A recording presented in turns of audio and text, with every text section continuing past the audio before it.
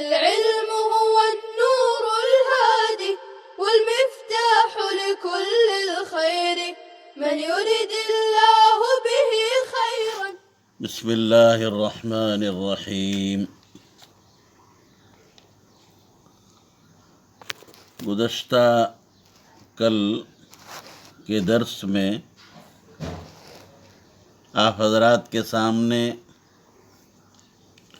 ایک اشکال پیش کیا گیا تھا کہ احادیث کے مابین تعارض پایا جا رہا ہے. یہ حدیث جو ہم پڑھ رہے ہیں اس سے معلوم ہو رہا ہے کہ جو شخص شہادتین کا اقرار کر لے اس پر جہنم حرام، جبکہ دیگر نصوص متواترہ سے معلوم ہوتا ہے کہ عصاة مؤمنین کو جہنم میں ڈالا جائے گا. اس اعتراض کے اور اشکال کے مختلف جوابات دیے گئے ہیں اور تعارض کو رفع کرنے کی کوشش کی گئی ہے. سب سے پہلا جواب یہ ہے کہ حضرت سعید بن مسیب رحمۃ اللہ علیہ اور ان کے علاوہ سلف کی ایک جماعت کا یہ کہنا ہے کہ یہ حکم فرائض اور امر و نہی کے نزول سے پہلے کا ہے. دوسرا جواب جو حضرت حسن بصری رحمۃ اللہ علیہ نے دیا ہے، فرماتے ہیں کہ یہ حکم ان لوگوں کے لیے ہے جنہوں نے کلمہ پڑھا اور کلمے کے حقوق اور فرائض کو انجام دیا. تو اس صورت میں امتثال اور انتہا یعنی اوامر کا پر عمل کرنا اور نواہی سے رکنا دونوں شہادتین کے تحت داخل ہو گئے. صرف اقرار شہادتین نہیں بلکہ شہادتین کے ضمن میں اور اس کے تحت میں امتثال اوامر اور انتہا عن النواہی دونوں داخل ہیں. تیسرا جواب امام بخاری رحمۃ اللہ علیہ نے دیا، فرماتے ہیں کہ حدیث معاذ کی مراد یہ ہے کہ جس نے بوقت ندامت و توبہ یہ کلمہ کہا ہو، شہادتین کا اقرار کیا ہو، کب؟ ندامت اور توبہ کے موقع پر، اور اسے قدرت علی العمل حاصل نہیں ہوئی، اس سے پہلے وہ دنیا سے رخصت ہو گیا. ایسے شخص کے لیے یہ حکم ہے، سب کے لیے نہیں. چوتھا جواب یہ دیا گیا ہے کہ یہاں تحریم سے تحریم خلود مراد ہے، نہ کہ تحریم دخول. یعنی یہ مطلب نہیں ہے کہ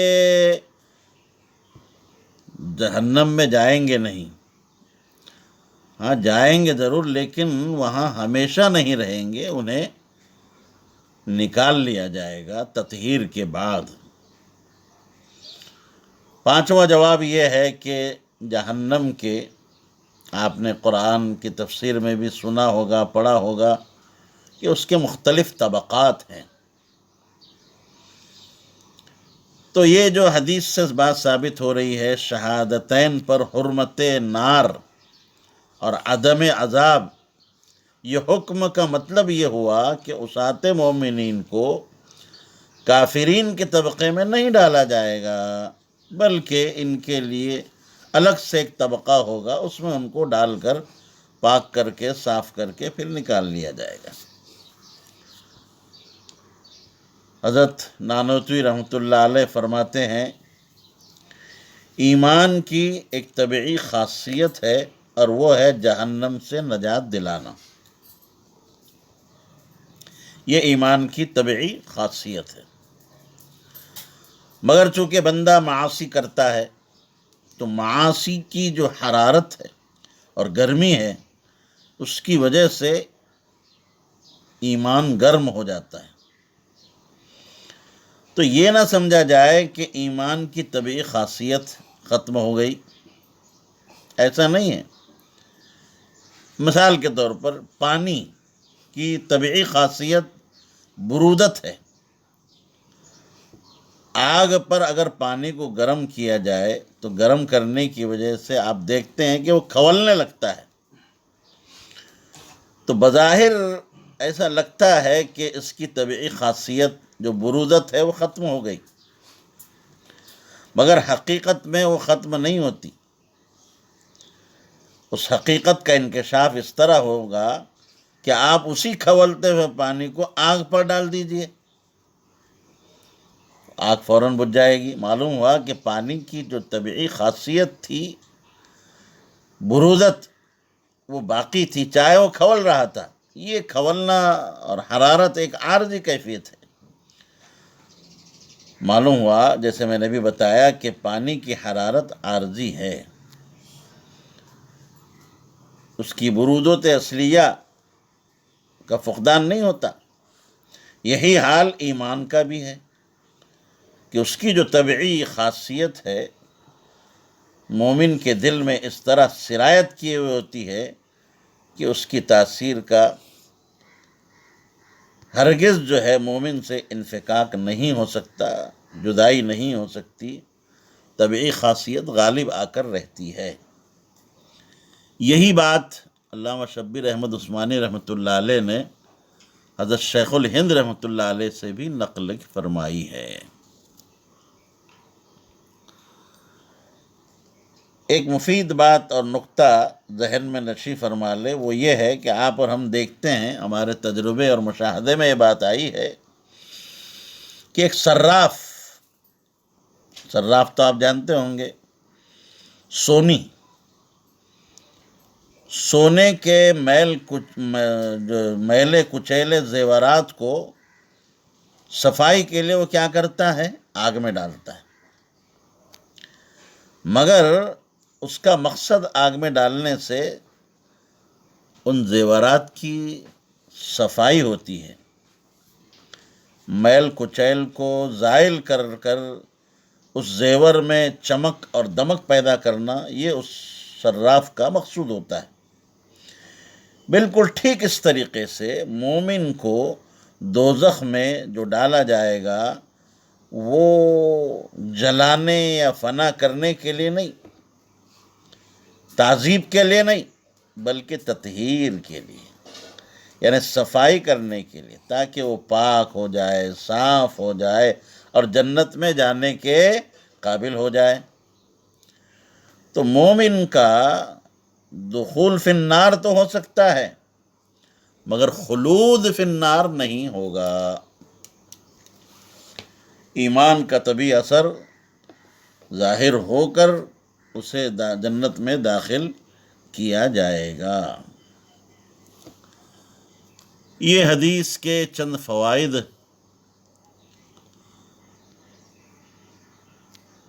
ہیں. ایک تو یہ ہے کہ کسی بات کے بتلانے اور سکھلانے میں بعض کو خاص کرنا یہ جائز ہے، یعنی بعض کو بتایا جائے اور بعض کو نہ بتایا جائے. دوسری بات اس حدیث سے معلوم ہوئی کہ ایک سواری پر 2 شخصوں کا سوار ہونا جائز ہے. تیسری بات جو اس حدیث سے مستفاد ہو رہی ہے وہ یہ ہے کہ اللہ کے رسول صلی اللہ علیہ وسلم کے یہاں حضرت معاذ کی عزت اور مقام کیا ہے پتہ چلا. چوتھی چیز مومن کے لیے اس حدیث میں بشارت عظمیٰ ہے، الا حرمہ اللہ علی النار، پانچویں بات معلوم ہوئی کہ اشاعت علم کی اجازت امام سے طلب کرنا اور لینا، جیسے حضرت معاذ نے فرمایا کہ افلا ابشر بہ الناس یا افلا اخبر بہ الناس، لینا چاہیے۔ یہ حدیث کے چند فوائد تھے جو میں نے آپ کے سامنے پیش کیے۔ بحمد اللہ یہ حدیث مکمل ہوئی۔ اب اگلی حدیث ہم پڑھیں گے۔ وعن ابی ذر رضی اللہ عنہ قال اتیت النبی صلی اللہ علیہ وسلم وعلیہ ثوب ابیض وهو نائم ثم اتیته وقد استيقظ فقال ما من عبد قال لا الہ الا اللہ ثم مات على ذلك الا دخل الجنة قلت وإن زنا وإن سرق قال وإن زنا وإن سرق قلت وإن زنا وإن سرق قال وإن زنا وإن سرق قلت وإن زنا وإن سرق قال وإن زنا وإن سرق على رغم أنف أبي ذر وكان أبو ذر إذا حدث قال وإن رغم أنف أبي ذر متفق علیہ۔ حضرت ابو ذر غفاری رضی اللہ تعالی عنہ سے مروی ہے، وہ فرماتے ہیں کہ اتیت النبی صلی اللہ علیہ وسلم، میں نبی کریم صلی اللہ علیہ وسلم کی خدمت میں حاضر ہوا۔ وعلیہ ثوب ابیض، اس حال میں کہ آپ کے اوپر ایک سفید کپڑا تھا۔ وہو نائم، اس حال میں کہ آپ سو رہے تھے، سوتے دیکھ کر میں چلا گیا۔ ثم اتیتہ، پھر میں دوبارہ حاضر خدمت ہوا۔ وقد استيقظ، اس حال میں کہ آپ بیدار تھے۔ فقال، آپ علیہ السلام نے ارشاد فرمایا، ما من عبد قال، جو بھی بندہ لا الہ الا اللہ کہے، ثم مات علی ذالک، پھر اسی عقیدے پر مر جائے، دخل الجنت، تو جنت میں داخل ہوگا۔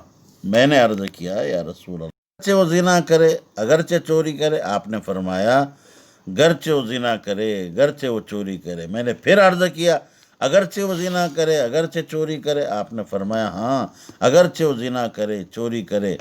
پھر میں نے سہبارہ عرض کیا اگرچہ وہ زنا کرے، چوری کرے؟ آپ نے فرمایا گرچہ وہ زنا کرے، چوری کرے۔ ابو ذر کی ناک خاک آلود ہو، یعنی وہ ابو ذر کتنا ہی بعید، ابو ذر کو کتنا ہی بعید معلوم ہو۔ ابو ذر رضی اللہ تعالی عنہ جب اس حدیث کو بیان کرتے تھے تو بطور افتخار فرمایا کرتے تھے اگرچہ ابو ذر کی ناک خاک آلود ہو۔ حضرت ابو ذر رضی اللہ تعالی عنہ کا اسم گرامی جندب بن جنادہ تھا۔ ابو ذر تو آپ کی کنیت ہے۔ صفت زہد میں حضرت ابو ذر ایک امتیازی شان رکھتے تھے۔ آپ کا شمار ان خوش نصیب اور سلیم الطبع صحابہ میں ہوتا ہے جو مکۃ المکرمہ ہی میں بہت جلد اسلام میں داخل ہو چکے تھے، مشرف بہ اسلام ہو چکے تھے۔ لکھا ہے کہ آپ 5ویں مسلمان ہیں۔ اسلام لانے کے بعد آپ اپنی قوم میں جا کر مقیم رہے، پھر غزوہ خندق کے بعد مدینہ تشریف لائے اور مقام ربضہ میں سکونت پذیر ہوئے، اور سن 32 ہجری میں حضرت عثمان غنی رضی اللہ عنہ کی دور خلافت میں مقام ربضہ ہی میں آپ کی وفات ہوئی۔ آپ کی نماز جنازہ حضرت عبداللہ بن مسعود رضی اللہ تعالی عنہ نے پڑھائی۔ ابو ذر پہلے شخص ہیں جنہوں نے حضور علیہ السلام کو اسلامی سلام کیا تھا۔ آپ کی مرویات ہیں کل 281۔